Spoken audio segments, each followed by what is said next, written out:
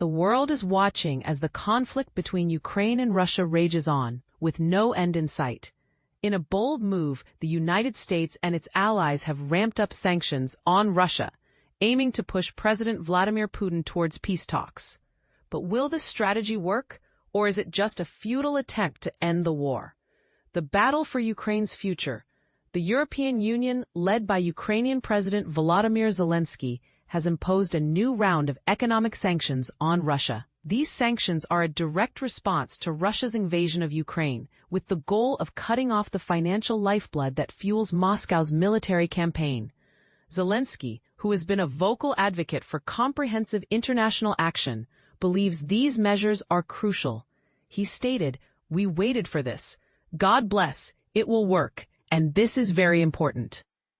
However, the war shows no signs of abating despite peace efforts led by the U.S. and its allies. European leaders are growing increasingly concerned about the threat posed by Russia, especially as Ukrainian forces continue to hold their ground against a larger Russian army in a grueling war of attrition. Sanctions target Russia's economic lifeline. The sanctions focus on key areas of Russia's economy, particularly its energy sector. Energy revenue is the backbone of Russia's economy, allowing Putin to fund his armed forces without triggering inflation or a currency collapse. The EU measures specifically target Russian oil and gas. They ban imports of Russian liquefied natural gas and impose port bans on a significant portion of Russia's shadow fleet of tankers, which have been evading sanctions. Additionally, the sanctions restrict transactions involving a cryptocurrency often used by Russia to bypass sanctions, prohibit the use of Russian payment cards and systems within the bloc, and restrict the provision of AI and high-performance computing services to Russian entities. But here's where it gets controversial.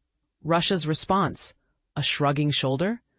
Russian officials and state media have dismissed these sanctions, claiming they are largely ineffective. Maria Zakharova, a spokeswoman for the Russian Foreign Ministry, described the new U.S. sanctions as counterproductive and disastrous from a domestic political standpoint. State-run and pro-Kremlin media outlets have largely shrugged off the news, with one popular tabloid stating, "Pressure or no pressure, it won't make things any sweeter for Zelenskyy." And this is the part most people miss. The effectiveness of sanctions.